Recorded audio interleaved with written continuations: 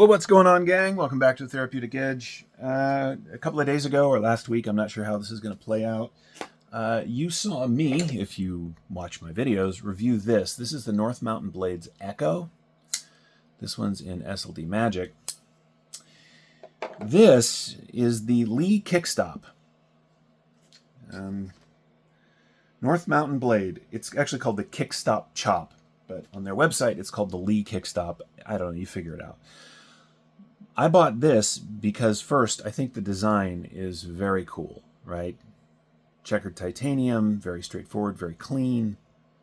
It's called a KickStop because the flipper is a KickStop flipper. When you flip it, it disappears because it lives back here, right? So as you close this knife, right, you can see it begin to move.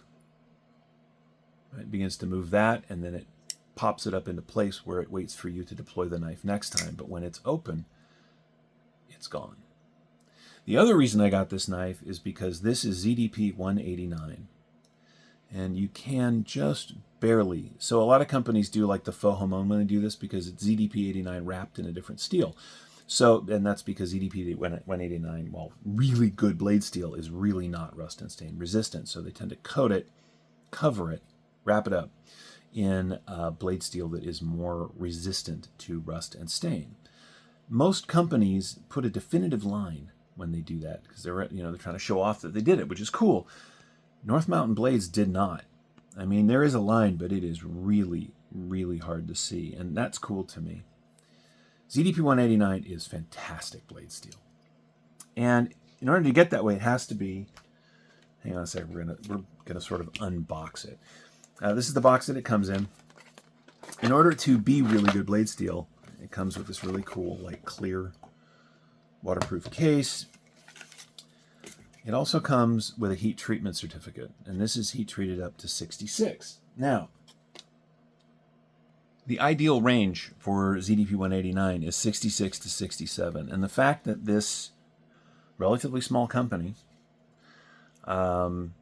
is taking the time and energy and effort to they care. They know that collectors and knife makers and everybody else in the world that's interested in knives at this point is paying attention to heat treat. And I know that it doesn't say the same thing on every card because I watched a review of this knife from somebody else's channel and theirs was 67. Now, I don't know these guys, but I think that's a nice touch. These are about $240, not inexpensive, but for a ZDP 189 titanium running on bearings with that KickStop Flipper, it's not a bad touch. It comes with, and I wish very much that like Hinderer did this, it comes with extra pivot collars, an extra pivot, extra hardware. It comes with an extra steel lock bar insert and some extra screws. Other companies do this. CKF, Custom Knife Factory, does that. And you pay $800. You'd pay $600 for a CKF like this. I think Mountain Blade is making a statement, and I think they're doing a really good job of it with this knife. It's just gorgeous. It really is. Now, they do make this in a bunch of different scales. You can get it in all flat. You can get it in there are choices, and at $240 there should be. But here's what I know so far. I got two knives from them, different in design, different in aesthetic. Both of them are exceptionally well made. And the prices, while not cheap, they're not bank account busting either. $240 for this? Yeah, all day. All right, let's take a look what you get on the, what do they call it? The KickStop Chop. I'm just going to call it the Chop. All right, so on the Chop, you get just a hair over, like 3.1 inches of cutting on a little bit under 3.5 inches of that ZDP 189. Grip area is the entire length of the handle, so you're coming in at 3 3/4. This is a sharpening choil. I mean, you can come up here, but you're going to want to be careful. And I will tell you, it's hollow ground, by the way, compound grind. This thing is very sharp. So stay back here. Now, the one problem with the flipper disappearing is that there's nothing to stop your hand from moving forward if you stab something really hard. So do me a favor and keep that in mind. Otherwise, you will, in fact, stab something and then come forward on the blade, and you will have a very bad time. So just be thoughtful. I love the pivot, right? It's convex. Excuse me, it's concave. I know what I'm doing. It's concave. It's got a lovely pivot ring around it, both sides. It is a T8 on all of the screws, much like the other one.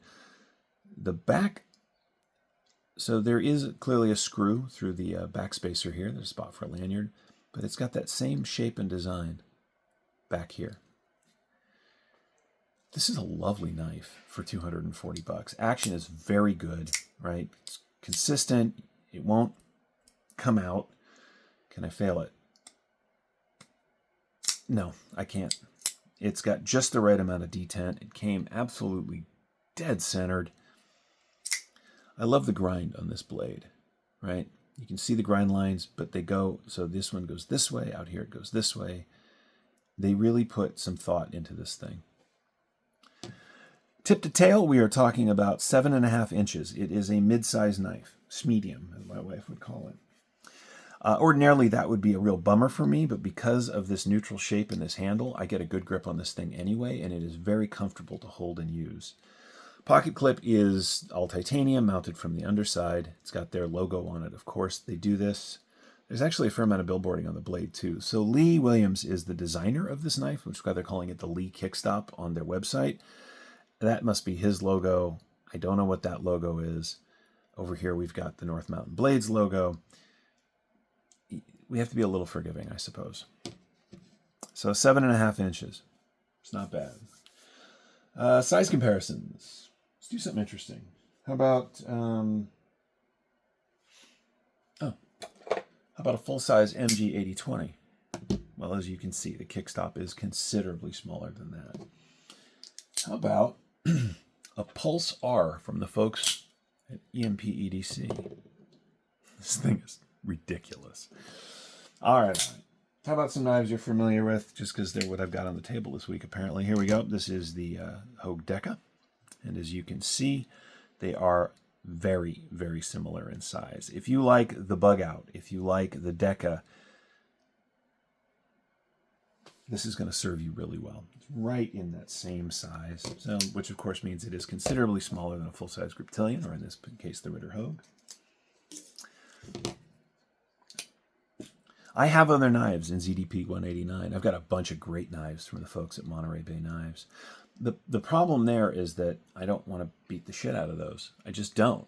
I collect MBK knives. This, much like the same reason I bought this one, well, this isn't throw them away and don't care about it money. At 240 bucks, I can put the ZDP 189 through more of a series of aggressive cuts than I would ordinarily, and that makes me happy because I want to know. All right, let's weigh it out. Or not. There it is. I thought I heard a rattle. I did not. Oh, there is an over travel stop, by the way. It's part of the steel lock bar insert, so it's right about here. Oh, that was dumb. Okay. 4 ounces dead on, or 113 grams. Yeah, so also I love how the blade is just buried into the handle. Now, there is plenty of access to the lock bar. It is a frame lock. Maybe I've forgotten to say that because I think it's so obvious, but I guess I should have. It is a frame lock. And there's, I mean, they left it basically flat. This side is dug in, this side is flat. So it's right there for your thumb. But there's no milling on the inside of these scales. So that's why we are at 4 ounces for a 3.5 inch blade. It's a little over that ounce per inch that the lightweight folks like. I've said many times, I'll say it again here, I don't really care. Anything under 7 or 8 ounces is fine with me. After that, I just need to remember what kind of pants I'm wearing that day. This is cool. Like I said, I'll put a link in the description, right? I don't know. I don't have a history with Lee Williams as a designer. I will tell you that because I enjoy this so much, I'm going to dig around and see what else he has done. Maybe somebody in the comments knows. Feel free to share. I love the frag pattern on this scale. I love the sort of simple elegance of this knife. I love the kickstop. This is cool. Anyway, thank you so much for watching. Oh, wait. I always forget something, don't I?